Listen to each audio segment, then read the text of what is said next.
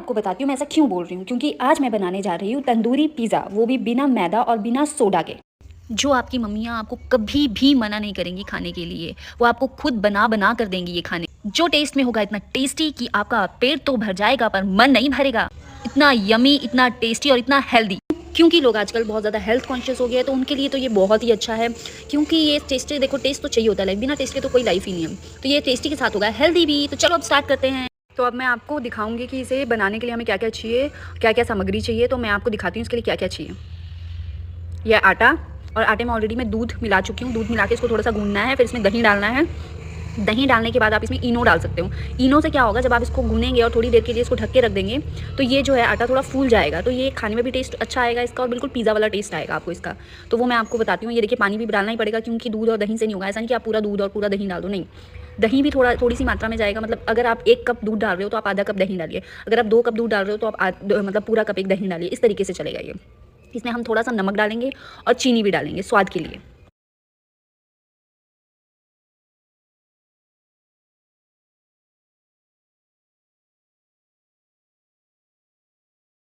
आपको पता है इस थेरेपी को हम क्या कहते हैं? इस थेरेपी को हम कहते हैं भड़ास निकालो थेरेपी।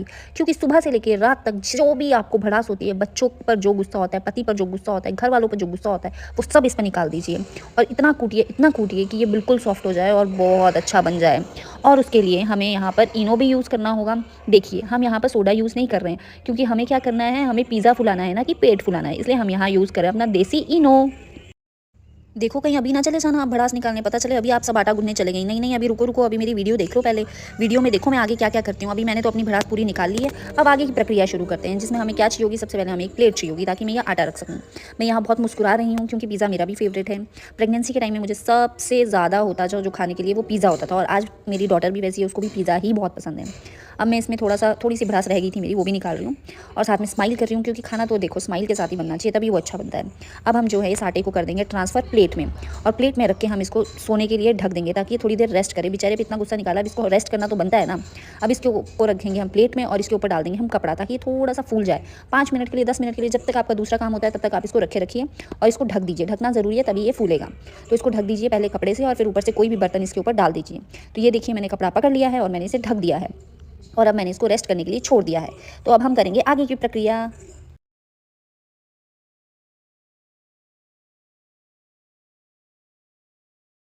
अब यहाँ शुरू होता है पिज़्ज़ा का मेकअप। पिज़्ज़ा के मेकअप के लिए हमें टॉपिंग्स चाहिए, और उसके लिए हमें चाहिए प्याज, कैप्सिकम, कैरेट एंड पनीर।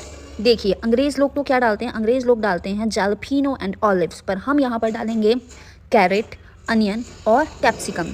हमारे यहाँ पे जो है अनियन और कैप्सिकम से ही काम चलाया जाता है। और देखिए हम लोग हैं इंडियंस की शुरुआत बिना पनीर के तो होती नहीं है, तो इसलिए हम इसमें पनीर भी डालेंगे।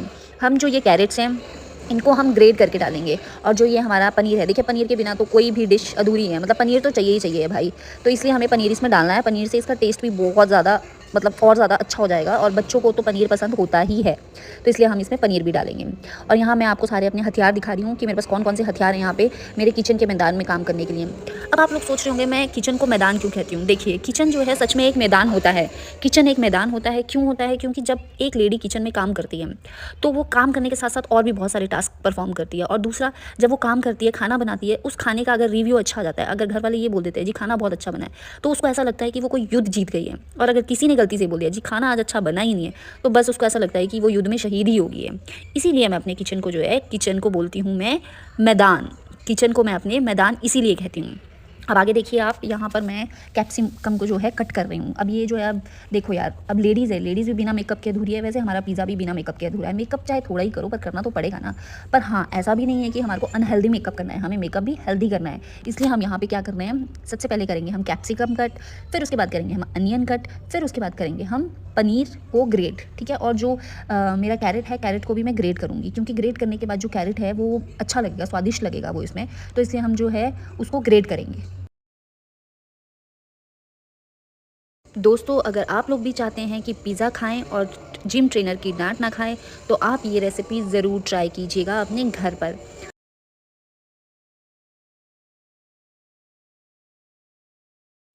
मैं आपको चॉपिंग भी दिखाती फ्रेंड्स, पर मेरे यहाँ पे कोई भी ऐसा नहीं है जो मेरी वीडियो बना सके, मतलब मोबाइल पकड़ के मेरी वीडियो बना सके। चॉपिंग तो आजकल सब परफेक्ट ही करते हैं, तो मैं आपको चॉपिंग नहीं दिखा पा रही हूँ, पर अभी मैं कैप्सिकम कट कर रही हूँ। आपको बिल्कुल छोटे छोटे पीसीज में कैप्सिकम कट करना है, ताकि बच्चों के मुंह में आए और उन्हें पता तक भी ना चले कि हम कैप्सिकम खा रहे हैं। मुझे लगता है आजकल बच्चे बड़े कोई भी ज़्यादा वेजिटेबल्स इतनी शायद पसंद नहीं करते होंगे। बच्चे तो बिल्कुल भी कैप्सिकम पसंद नहीं करते हैं, तो इसलिए हम इनको बिल्कुल बारीक बारीक छोटा छोटा काटेंगे, ताकि पता ही ना चले किसी को भी। हाँ, आपको पता नहीं चलेगा, बिल्कुल छोटी छोटी छोटी कैप्सिकम होगी, आपको पता ही नहीं चलेगा। बस आप चुपचाप करके जो है कैप्सिकम इसमें डाल दीजिए। हेल्दी, हमें इसे हेल्दी बनाना है, तो हेल्दी होना चाहिए। तो हेल्दी करने के लिए हमें इसमें कैप्सिकम डालना होगा, और कैप्सिकम डालना कुछ इस तरीके से है कि किसी को पता ही ना चले, बच्चों को भनक ना लगे कि कैप्सिकम है इसमें।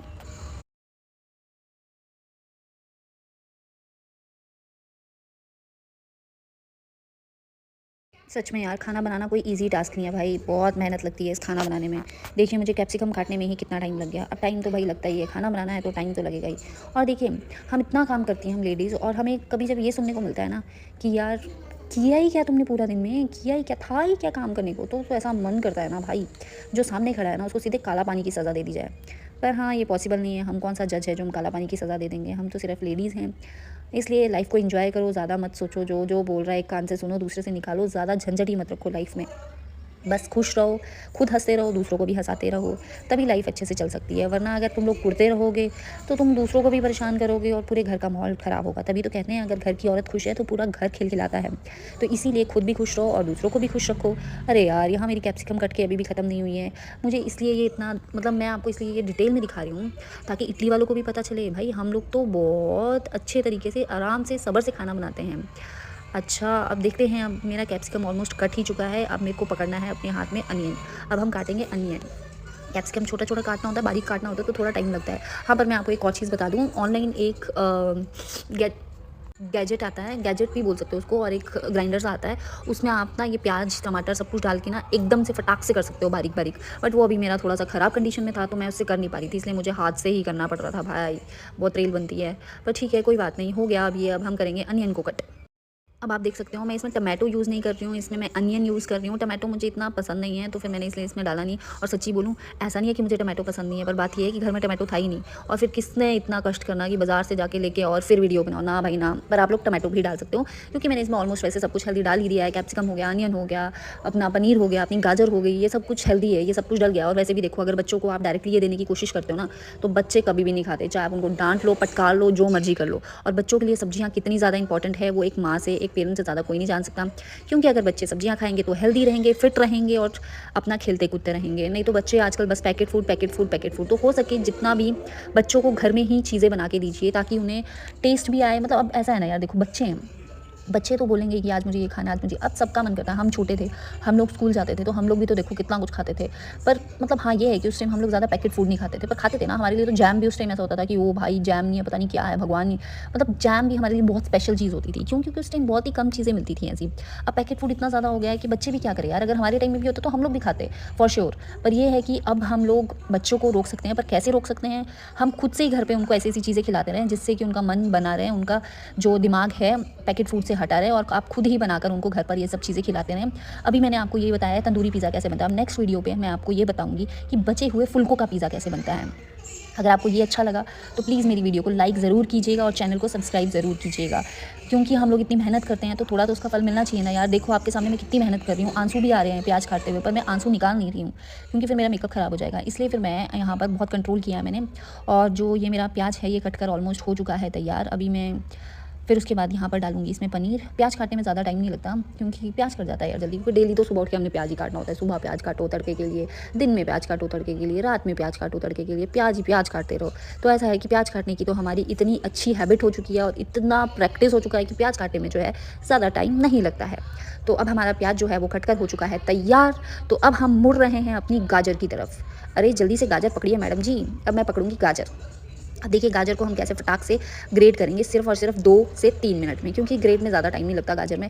यार एक बात बताइए, आपको गाजर का हलवा कैसा लगता है? मुझे तो गाजर का हलवा बहुत टेस्टी लगता है। पर एक बात है, गाजर का हलवा जो है ना, उसको ग्रेट करने में जो टाइम जाता है ना भाई, वो बहुत मेहनत का टाइम है।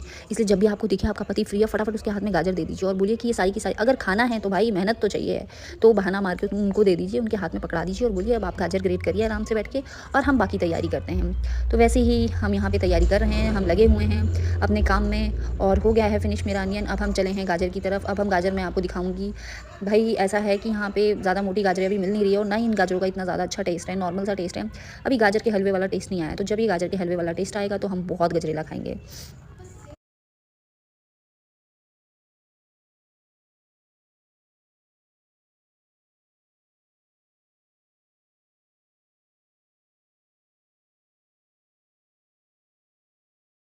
यार ऐसे मत सोचिएगा कि मैं आपको गाजर दिखा दिखा के चिढ़ा रही हूँ। मैं दिखा दिखा के चिढ़ा नहीं रही हूँ, मैं सिर्फ बता रही हूँ कि ये है गाजर और ये अब मैं जा रही हूँ इसको ग्रेट करने। देखते हैं ज़रा मैं कितना टाइम लगाती हूँ इसको ग्रेट करने में। मुझे नहीं लगता मैं इसको ग्रेट करने में ज़्यादा टाइम लगाऊंगी, ये तो मैं बहुत जल्दी कर लेती हूँ।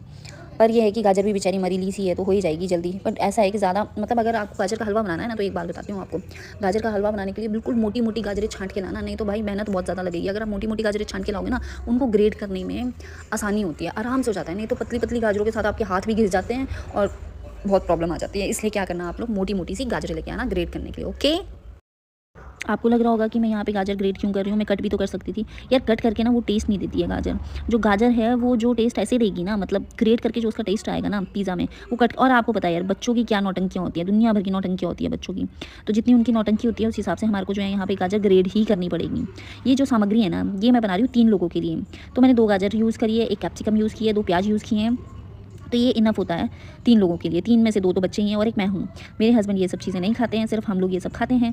तो अब हो गई है मेरी गाजर भी ग्रेट। तो अब हम करेंगे आगे का प्रोसेस। तो आप देखते रहिए, बने रहिए मेरी वीडियो पे और लाइक और सब्सक्राइब ज़रूर कीजिएगा।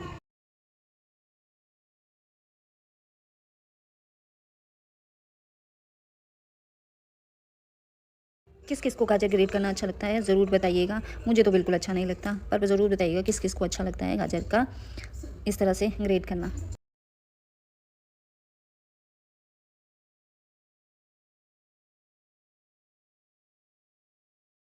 चलो जी, फाइनली मेहनत का सारा काम हुआ ख़त्म और अब हम ये सारी की सारी सामग्री डाल लेंगे प्लेट में। तो प्लेट में इन सबको हम डाल लेते हैं।